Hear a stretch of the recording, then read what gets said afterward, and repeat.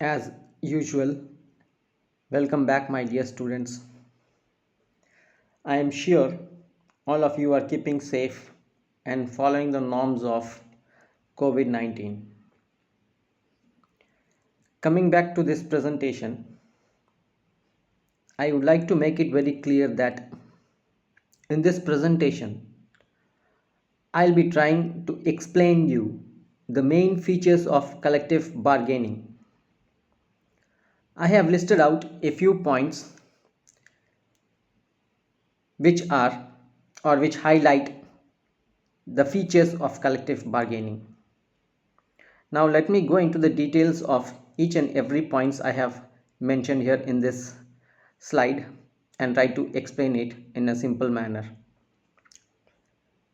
The first feature which states that it is a group action as opposed to individual action and is initiated through the representatives of workers.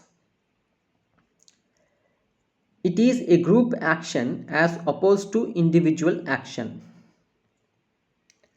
which means on the management side are its delegates at the bargaining table, and on the side of workers is their trade union,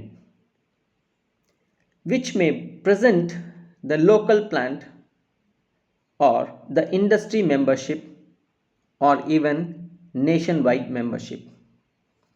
இந்த first பாயிண்டில் என்ன சொல்கிறாங்கன்னு பார்த்தீங்கன்னாக்கா, collective bargaining அப்படிங்கிறது ஒரு group action, கூட்டாக செய்யக்கூடிய ஒரு செயல்பாடு, as opposed to individual action, ஒரு தனிப்பட்ட நபரோட தனிப்பட்ட இண்டிவிஜுவல் ஆக்ஷனுக்கு ஆப்போசிட்டானது.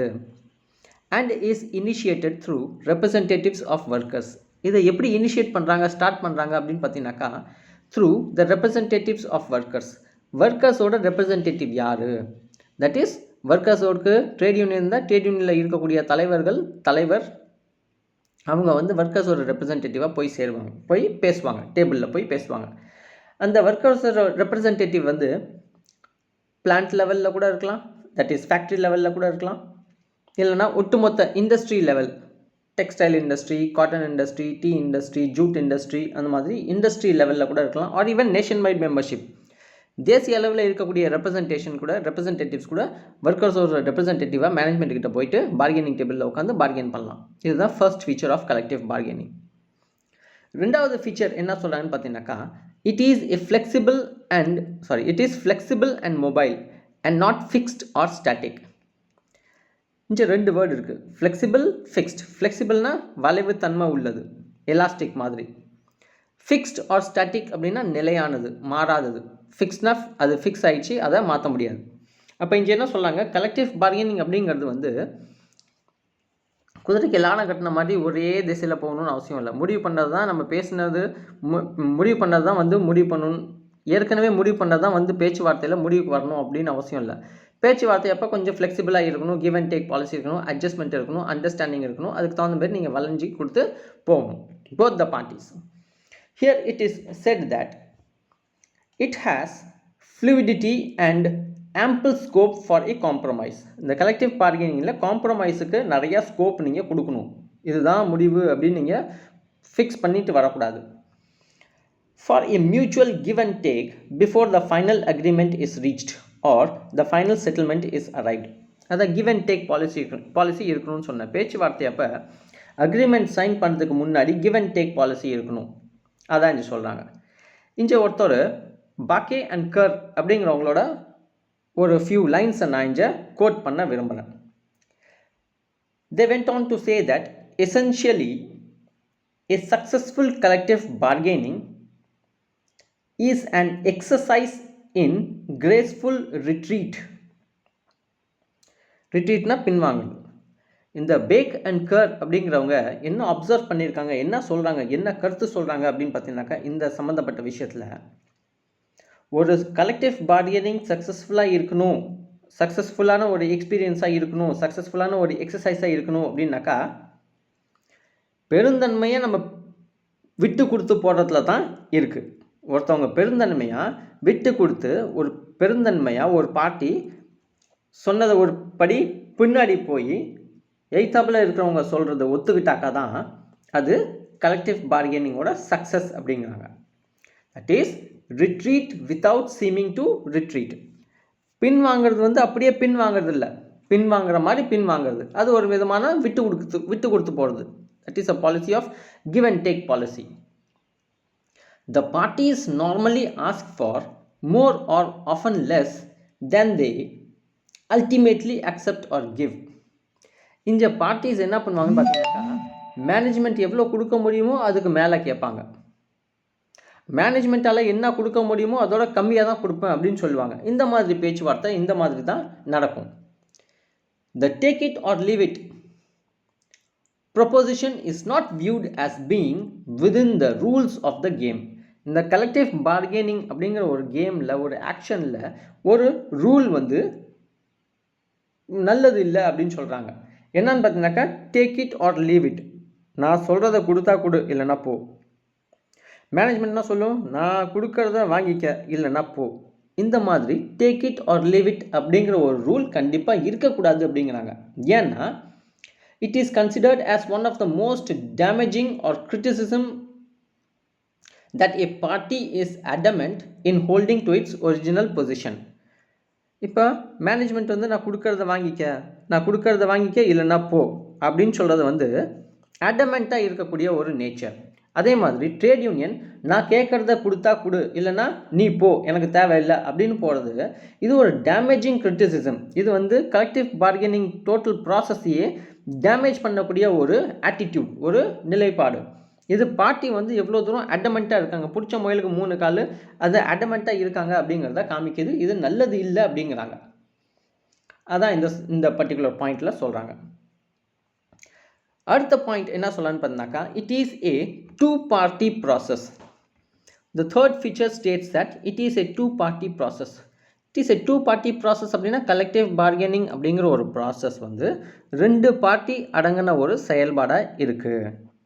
2 பார்ட்டினா மேனேஜ்மெண்ட் அண்ட் யூனியன். மேனேஜ்மெண்ட்டும் யூனியனும் 2 பேரும் சேர்ந்தா 2 பார்ட்டிஸ். 2 பார்ட்டியும் ஒன்றா சேர்ந்தால் தான் கலெக்டிவ் பார்கெனிங். இப்போ நீங்கள் மார்க்கெட்டுக்கு பொருள் வாங்க போகிறீங்க, ஒரு பொருள் உங்களுக்கு பிடிச்சிருக்கு, அவன் 100 ரூபான்னு சொல்கிறான், நீங்கள் 50 ரூபாய்க்கு கேட்குறீங்க, அவன் தரமாட்டேன்னு சொல்கிறான். 2 பேர் பையர் அண்ட் செல்லர் 2 இருந்தால் தான், 2 பேரும் இருந்தால் தான் அங்கே பார்கெனிங் ஒன்று நடக்கும். அந்த மாதிரி you need at least 2 parties to bargain. இப்போ இந்த விஷயத்தில் I would like to state a few lines. இப்போ என்ன சொல்லணும்னு பார்த்தீங்கன்னாக்கா, it is a mutual give and take rather than a take it or leave it method of arriving at the settlement of a dispute. ஒரு dispute, ஒரு பிரச்சனைக்குரிய விஷயம் செட்டில்மெண்ட்டுக்கு வரணும் அப்படின்னாக்கா மியூச்சுவல் கிவ் அண்ட் டேக் இருக்கணும். பரஸ்பர விட்டு கொடுத்து வாங்குகிற ஒரு தன்மை இருக்கணும், ஒரு ஆட்டிடியூட் இருக்கணும், ஒரு செயல்பாடு இருக்கணும். ராதர் தேன் இதை விட்டுவிட்டு take it or leave it method, நான் கொடுக்கறது வாங்கிக்க இல்லைன்னா விட்டுட்டு போ அப்படிங்கிற ஒரு ஆட்டிடியூட் இருக்கக்கூடாது அப்படின்னு சொல்கிறாங்க. as 2 parties are involved in it in this connection. இப்போ இந்த 2 பார்ட்டி இன்வால்வ் ஆகிருக்கிறதுனால இந்த கனெக்ஷனில் திருப்பி கிளார்க் அண்ட் கர் அப்படிங்கிறவங்க இந்த சந்தர்ப்பத்தில் என்ன அப்சர்வ் பண்ணியிருக்காங்க அப்படின்னு பார்த்தீங்கன்னாக்கா, collective bargaining can work only with the acceptance by labor and management of their appropriate responsibilities. Collective bargaining அப்படிங்கிற ஒரு செயல்பாடு எப்போ ஒர்க் அவுட் ஆகும் அப்படின்னு பார்த்தீங்கன்னாக்கா, எப்போ லேபர் அண்ட் மேனேஜ்மெண்ட் 2 பேரும் சேர்ந்து அப்ரோப்ரியேட் ரெஸ்பான்சிபிலிட்டிஸ், அவங்களோட பொறுப்பு உணர்வுகளை அக்செப்ட் பண்ணிக்கிறாங்களோ, ஏற்றுக்கொள்கிறாங்களோ, அப்போ தான் இந்த கலெக்டிவ் பார்கெனிங் அப்படிங்கிற ஒரு ப்ராசஸ் ஒர்க் அவுட் ஆகும், சக்ஸஸ்ஃபுல் ஆகும். They went on further to say that it can succeed. அப்புறம் ஒரு படி மேலே போயிட்டு கலெக்டிவ் பார்கெனிங் சக்ஸஸ்ஃபுல் ஆகணும்னா என்ன சொல்கிறாங்க, கிளியர் கட்டாக சொல்கிறாங்க. It can succeed only when both labour and management wants it to succeed. இது முக்கியமான லைன். இப்போ 2 பார்ட்டியும் கலெக்டிவ் பார்கெனிங் ப்ராசஸ் சக்ஸஸ்ஃபுல்லாக ஆகணும் அப்படின்னு 2 பார்ட்டியும் நினச்சா தான் சக்ஸஸ்ஃபுல் ஆகும். இந்த 2ல் யாராவது ஒரு பார்ட்டி கலெக்டிவ் பார்கெனிங் சக்ஸஸ் ஆகணும், இன்னொரு பார்ட்டி சக்ஸஸ் ஆகக்கூடாதுன்னு நினச்சாக்கா கண்டிப்பாக இந்த சக்ஸஸ் கிடைக்காது. கலெக்டிவ் பார்கெனிங் ப்ராசஸ் ஒரு வெற்றிகரமான ஒரு ப்ராசஸ் இருக்காது. 2 பார்ட்டியும் கண்டிப்பாக கலெக்டிவ் பார்கெனிங் ப்ராசஸ் சக்ஸஸ்ஃபுல் ஆகணும்னு நினைக்கணும், அப்போ தான் நடக்கும். Then it is a continuous process. அடுத்த ஃபீச்சர் என்ன சொல்லணும்னு பார்த்தீங்கன்னாக்கா it is a continuous process. It is a continuous ப்ராசஸ்னால் எடுத்தவங்க ஒரே நாளில் ஒரு நிமிஷத்தில் 10 நிமிஷத்தில் ஒரு நாளில் ஒரு மணி நேரத்தில் பேசி முடிச்சிடுற செயல்பாடு கிடையாது. கண்டினியூஸ் ப்ராசஸ்னால் தொடர்ச்சியான ஒரு செயல்பாடு. Continuous process is collective bargaining is a continuous process அப்படிங்கிற தொடர்ச்சியான செய்யக்கூடிய ஒரு விஷயம். This provides a mechanism for continuing and organized leaderships or relationships between management and trade union. மேனேஜ்மெண்ட்டும் ட்ரேட் யூனியனும் சேர்ந்து ஒரு மெக்கானிசமை அப்ளை பண்ணுறாங்க. எதற்காகன்னு பார்த்தீங்கன்னாக்கா for continuing and organised relationship. மேனேஜ்மெண்ட்டுக்கும் ட்ரேட் யூனியனுக்கும் நடுவில் வந்து ஒரு ஆர்கனைஸ்டு ரிலேஷன்ஷிப் கண்டினியூ ஆகணும் அப்படிங்கிறதுக்காக ஒரு மெக்கானிசமை இங்கே எம்ப்ளாய் பண்ணுறாங்க. The heart of collective bargaining is the process for a continuing joint consideration and adjustment of plant problems. ஒரு தொழிற்சாலையில் இருக்கக்கூடிய problem joint consideration and adjustment மூலமாக மேற்கொண்டு கலெக்டிவ் பார்கெனிங் ப்ராசஸ் மூலமாக தான் அந்த பிளான்ட்டில் இருக்கக்கூடிய பிரச்சனைகளுக்கு ஒரு தீர்வு காண முடியும் அப்படின்னு இங்கே சொல்கிறாங்க.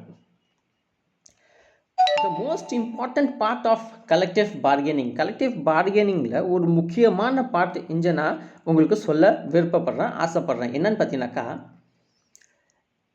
is that bargaining that goes on from day to day under rules established by labor agreement. Labor management agreementல லேபர் ஓட அக்ரிமெண்ட்டில் என்னெல்லாம் விஷயம் சொல்லியிருக்காங்களோ என்னெல்லாம் ரூல்ஸ் எஸ்டாப்ளிஷ் பண்ணியிருக்காங்களோ அந்த ரூல்ஸ் அண்ட் ரெகுலேஷன்ஸுக்கு உட்பட்டு ரூல்ஸ் அண்ட் ரெகுலேஷன்ஸை ஃபாலோ பண்ணி collective bargaining should go on from day to day. ஒரு நாள் விட்டு இன்னொரு நாளுக்கு போகணும். பட் ரூல்ஸ் அண்ட் ரெகுலேஷன்ஸை ஃபாலோ பண்ணி தான் போகணும். ரூலை மீறி செயல்படக்கூடாது அப்படின்னு சொல்கிறாங்க.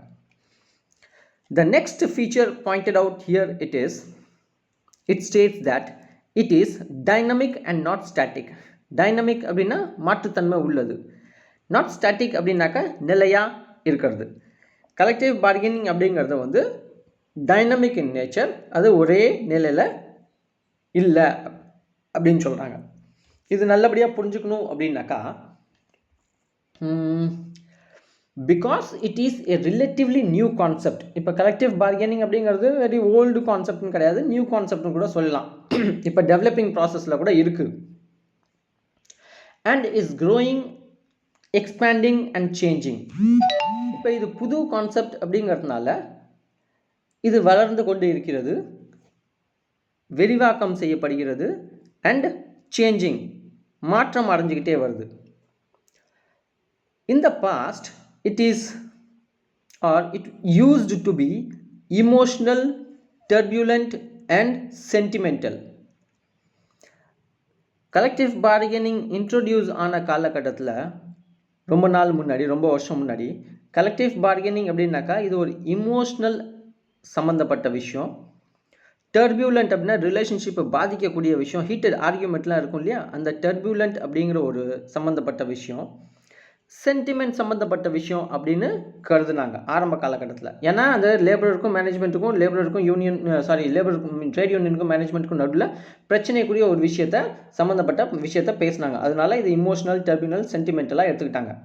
ஆனால் இப்போ it is scientific, factual and systematic. இப்போ இது வந்து சயின்டிஃபிக்காக கன்சிடர் பண்ணுறாங்க, ஃபேக்சுவலாக கன்சிடர் பண்ணுறாங்க, அண்ட் சிஸ்டமேட்டிக்காக கன்சிடர் பண்ணுறாங்க. மனசில் தோணுனதை சென்டிமெண்டலாக ட்ரேட் யூனியன் லீடர் வந்து நான் என்னோட தொழிலாளர்கள் எல்லாருக்கும் வாக்குறுதி கொடுத்துட்டு வந்துட்டேன், உங்களுக்கு சம்பளம் அதிகரித்து மேனேஜ்மெண்ட்டில் பார்கெயின் பண்ணி கேட்டு வந்து தரேன் அப்படின்னு சொல்லிட்டு வாக்குறுதி கொடுத்துட்டேன், அதனால் நீங்கள் கொடுத்து தான் ஆகணும் அப்படிங்கிற சென்டிமெண்ட்டுக்கெலாம் இங்கே வேலை இல்லை. மேனேஜ்மெண்ட்டோட ஃபினான்ஷியல் கண்டிஷன் வந்து சம்பளத்தை ஏற்றி கூலியை அதிகரித்து குடிக்கிற நிலைமை இல்லை. அப்போ நீங்கள் வந்து சயின்டிஃபிக்காக, ஃபேக்சுவலாக நீங்கள் அண்டர்ஸ்டாண்ட் பண்ணணும். கம்பெனியோட பேலன்ஸ் ஷீட்டு, கம்பெனியோட ஃபினான்ஷியல் கண்டிஷன், ஃபினான்ஷியல் பேக்ரவுண்ட் என்னன்னு நீங்கள் அண்டர்ஸ்டாண்ட் பண்ணிக்கணும். அதை தெரிஞ்சிக்காமல் நீங்கள் தொழிலாளர்களுக்கு வாக்குறுதி கொடுத்துட்டு வந்து நான் வாக்குறுதி கொடுத்துட்டேன் எனக்கு சம்பளத்தை அதிகரித்து கொடுங்க அப்படிங்கிற பேச்சுக்கு, இந்த சென்டிமெண்ட்டுக்கு, இமோஷனல் அட்டாச்மெண்ட்டுக்கு இந்த இதில் வேலையே கிடையாது. அதனால it is dynamic in nature அப்படின்னு சொல்கிறாங்க. Its coverage and style have changed. Collective பார்கெனிங்கில் என்னெல்லாம் விஷயம் ஆரம்ப காலகட்டத்தில் கலெக்டிவ் பார்கெனிங் இன்ட்ரோடியூஸ் பண்ண காலகட்டத்தில் என்னெல்லாம் விஷயம் பேசினாங்களோ அப்போ அதுலேருந்து மாறி வந்து இப்போ கலெக்டிவ் பார்கெனிங்கில் என்னெல்லாம் விஷயம் பேசப்படுகிறதோ அது நிறையா மாற்றம் ஏற்பட்டிருக்கு. ஆகாயத்துக்கும் பூமிக்கும் உள்ள வித்தியாசம் சேஞ்ச் ஏற்பட்டிருக்கு. Change has taken place with regard to the contents of collective bargaining or issues that are considered or discussed in bargaining process. அதான் இங்கே சொல்கிறாங்க it is dynamic and not static அப்படின்னு சொல்லிட்டு. The next feature which states that it is industrial democracy at work. Industrial democracy அப்படின்னாலே government of the people, for the people, by the people. Industrial democracy அப்படின்னாக்கா industry of the people, for the people, by the people, at work. தொழிற்சாலை மக்களுக்காக மக்களாலே உருவாக்கப்பட்ட ஒரு நிறுவனமாக அமைப்பாக இருக்க வேண்டும் அப்படின்னு சொல்கிறாங்க. என்ன சொல்கிறாங்கன்னு பார்த்தீங்கன்னாக்கா industrial democracy is the government of labour with the consent of the governed, that is the workers. அப்போ இண்டஸ்ட்ரியல் டெமோக்ரஸின்னு பார்த்தீங்கன்னாக்கா இண்டஸ்ட்ரி அப்படிங்கிறது ஒரு கவர்மெண்ட் ஆஃப் லேபரோட ஒரு கவர்மெண்ட்.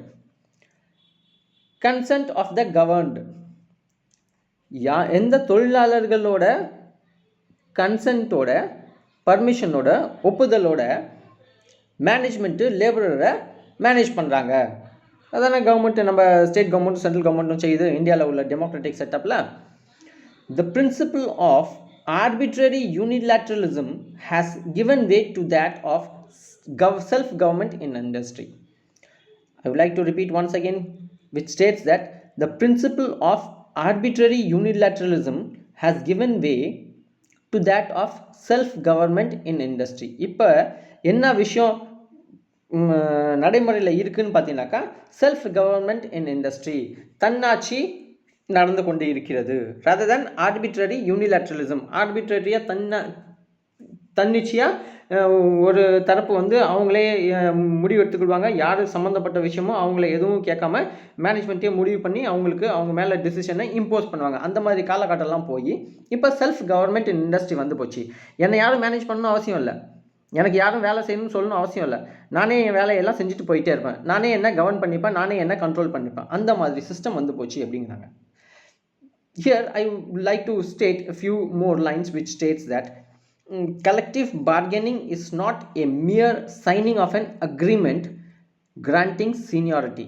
கலெக்டிவ் பார்கெனிங் அப்படிங்கிற ஒரு ப்ராசஸ் வந்து ஒரு அக்ரிமெண்ட் சைன் பண்ணுறது மட்டும் கிடையாது. என்ன அக்ரிமெண்ட் பார்த்தீங்கன்னாக்கா சீனியர் யார், ஜூனியர் யார், உங்களுக்கு வெக்கேஷன்ஸ் உண்டா, வேஜில் வந்துட்டு இன்க்ரீஸ் பண்ணி தரேன், கூலியில் சம்பளத்தில் அதிகரித்து தரேன், இந்த மாதிரி விஷயங்களில் வந்து அக்ரிமெண்ட் சைன் பண்ணுறது மட்டும் கலெக்டிவ் பார்கெனிங் கிடையாது. It is not a mere sitting around a டேபிளில் சுற்றி உட்காந்து டிஸ்கஸ் பண்ணி கிரீவன்சஸ், குறைபாடுகள், தொழிலாளர்கள்ட்ட இருக்க குறைபாடு தீர்க்கறதுக்கு பேசுகிற பேச்சுவார்த்தை மட்டும் கிடையாது, பார்கெயின் பண்ணுறது மட்டும் கிடையாது. பேசிக்கலி அடிப்படையில் என்னன்னு பார்த்தீங்கன்னாக்கா collective bargaining it is democratic, ஜனநாயகம், it is joint formulation of company policy on all matters which directly affect the workers in a plant. அப்போனாக்கா இப்போ என்னன்னு பார்த்தீங்கன்னாக்கா கலெக்டிவ் பார்கெனிங் அப்படிங்கிறது ஒரு டெமோக்ராட்டிக் ப்ராசஸ், ஒரு ஜனநாயக முறையில் செயல்படக்கூடிய ஒரு விஷயம். ஒர்க்கர்ஸுக்கு பிளான்ட் லெவலில், ஃபேக்ட்ரி லெவலில் என்னெல்லாம் நேரடியாக இருக்கக்கூடிய பிரச்சனை இருக்கிறதோ அந்த பிரச்சனையை தீர்வு காண்றதுக்கு பிற்காலத்தில் அதே மாதிரி பிரச்சனை வராமல் இருக்கிறதுக்கு கம்பெனியில் கைட்லைன்ஸ் ஆர் பாலிசிஸ் ஃப்ரேம் பண்ணணும்னா மேனேஜ்மெண்ட் ஃப்ரேம் பண்ணக்கூடாது. எப்படி பண்ணணும்னு பார்த்தீங்கன்னாக்கா management should form or regulate policies, should form or introduce a policy in consultation with the workers. அதான் ஜாயிண்ட் ஃபார்முலேஷனாக இருக்கணும். ஜாயிண்ட் ஃபார்முலேஷன்னா workers and management both together should formulate a company policy. நம்ம கம்பெனிக்கு என்ன பாலிசி நல்லது அப்படிங்கிறத ரெண்டு பேரும் சேர்ந்து வந்து ஜாயிண்ட்டாக ஃபார்முலேட் பண்ணணும். அதுதான் கலெக்டிவ் பார்கெனிங். இப்போ உள்ள காலகட்டத்தில் கலெக்டிவ் பார்கெனிங் அப்படின்னு சொல்கிறாங்க. To complete, it is said that it is self government in action. Self கவர்மெண்ட்னாக்கா லேபரர்ஸ் வந்து அவங்களே கவர்ன் பண்ணிக்கணும், அவங்கள மேனேஜ்மெண்ட் வந்து அவங்களே கவர்ன் பண்ணிக்கணும். யாரையும் கவர்ன் பண்ணணும்னு அவசியம் இல்லை, கண்ட்ரோல் பண்ணணும்னு அவசியம் இல்லை. அதுதான் இந்த டெமோக்ராட்டிக் செட்டப் அப்படின்னு சொல்கிறாங்க. That is it is industrial democracy at work. The last feature என்ன சொல்லலான்னு பார்த்தீங்கன்னாக்கா collective bargaining is not competitive process. but is essentially a complementary process. நான் ஏற்கனவே சொன்ன மாதிரி ட்ரேட் யூனியனும் மேனேஜ்மெண்ட்டும் கீரி புள்ளையும் பாம்பு மாதிரி, ரெண்டு பேரும் எதிராளி, ரெண்டு பேரும் எதிர். ஆனால் ரெண்டு பேருக்கும் நடுவில் கலெக்டிவ் பார்கெனிங்னு ஒரு ப்ராசஸ் நடக்கக்குள்ள ரெண்டு பேரும் இது ஒரு காம்படிஷனாக போட்டியாக எடுத்துக்கூடாது, இது ஒரு காம்ப்ளிமெண்ட்ரியாக எடுத்துக்கணும். உன்னால் எனக்கு உதவியாகணும், என்னால் உனக்கு உதவியாகணும் அப்படின்னு நினச்சிங்கனாக்கா எந்த ஒரு பிரச்சனையாக இருந்தாலும் பேசி தீர்த்துக்கலாம். போகிறதுக்கு முன்னாடியே நான் நினச்சதான் நடக்கணும் அப்படின்னு நீங்கள் போகிறீங்க, மேனேஜ்மெண்ட்டு அவன் நினச்சது தான் நடக்கணும்னு அவங்க வர்றாங்க. ரெண்டு பேரும் இந்த மனப்பான்மையில் போய் கலெக்டிவ் பார்கெனிங் டேபிளில் உட்காந்தாக்கா பிரச்சனை முடிவுக்கு வராது. இப்போ நீங்கள் போகிறதுக்கு முன்னாடி என் பிரச்சனையை நான் தீர்க்கணும் அப்படின்னாக்கா மேனேஜ்மெண்ட் எனக்கு உதவி செய்யணும், மேனேஜ்மெண்ட்டுக்கிட்ட ஒரு சில விஷயம் தேவை அப்படின்னாக்கா மேனேஜ்மெண்ட்டுக்கு நான் உதவி செய்யணும். இது பரஸ்பர கிவ் அண்ட் டேக் இருக்கணும், காம்ப்ளிமெண்ட்ரியாக இருக்கணும் அப்படின்னு நினைக்கணுமே ஒழிஞ்சு காம்படிட்டிவாக நினைக்கக்கூடாது, காம்படிட்டிவாக கருதக்கூடாது அப்படின்னு சொல்கிறாங்க.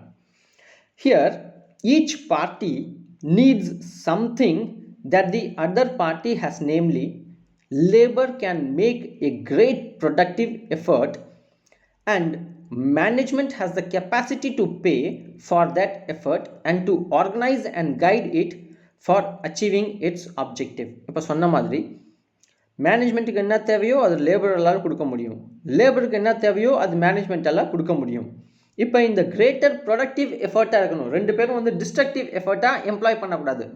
Both the parties should employ or make a greater productive effort so that management has the capacity to pay. நீங்கள் சொல்கிற விதத்தில் சொன்னீங்கன்னா அப்படின்னாக்கா மேனேஜ்மெண்ட்டுக்கிட்ட கெப்பாசிட்டின்னு ஒன்று இருந்தது அப்படின்னாக்கா they will definitely come forward. Ultimately the laid down objectives of collective bargaining can be attained. அப்போ collective bargaining அப்படிங்கிற ஒரு ப்ராசஸ் சக்ஸஸ்ஃபுல்லாக இருக்கும் அப்படின்னு சொல்கிறாங்க. Right, okay. ஹியர் முடிக்கிறதுக்கு முன்னாடி இன்னொரு முக்கியமான ஒரு இந்த சென்டென்ஸ் எனக்கு நினப்பு வருது, நான் ஏதோ ஒரு இடத்துல படித்து நினப்பு வருது. Dividing the cake which represents the whole produced by the joint efforts of management and labor. இப்போ இந்த இடத்துல டிஃப்ரெண்ட் டைப்ஸ் ஆஃப் பார்கெனிங் படிக்கக்குள்ள இன்டெகிரேட்டிவ் பார்கெனிங், ரெண்டு பேரும் ஒன்றா வர விஷயம், ரெண்டு பேரையும் மேனேஜ்மெண்ட் அண்ட் யூனியன் ரெண்டு பேரும் ஒன்றா ஒரு பார்கெயின் பண்ணாங்க அப்படின்னாக்கா அது இன்டெகிரேட்டிவ் ப்ராசஸ் அப்படின்னு நம்ம படித்தோம். இதுக்கு முன்னாடி ஒரு ப்ரெசன்டேஷனில் சொன்னேன். இப்போ டிஸ்ட்ரிபியூட்டிவ் பார்கெனிங் அப்படின்னாக்கா மேனேஜ்மெண்ட் அண்ட் யூனியன் ரெண்டு பேரும் பிரிஞ்சு போகிற ஒரு விஷயம், ரெண்டு பேரும் டிஸ்ட்ரிபியூட் ஆகியிருப்பாங்க. பார்கெனிங் ப்ராசஸ் அப்படி இருக்கக்கூடாது. பார்கெனிங் ப்ராசஸ் இன்டெகிரேட்டிவ் ப்ராசஸாக இருக்கணும். இப்போ டிஸ்ட்ரிபியூட்டிவ் பார்கெனிங் அப்படிங்கிறது என்னன்னு பார்த்தீங்கன்னாக்கா dividing the cake. Distributive bargaining அப்படின்னாக்கா ஒரு கேக்கை ரெண்டாக பிரிக்கிறது. ரைட், கேக்கை பிரிச்சா தான் சாப்பிட முடியும், அது வேறு விஷயம். But here the connotation is not that. Dividing the cake is equal to distributive bargaining. Integrative bargaining is nothing but, let me put it in another simple term in my own language, sharing the cake. Sorry, ஒரு கேக்கை share பண்ணுறதுக்கும் கேக்கை divide பண்ணுறதுக்கும் share பண்ணுறதுக்கும் வித்தியாசம் இருக்குது. Maybe the கொனோட்டேஷன் ஒன்றா இருக்கலாம், பட் அந்த கான்செப்ட் அப்படிங்கிறது கண்டிப்பாக வேறுபடும், மாறுபடும். That's it. Thank you.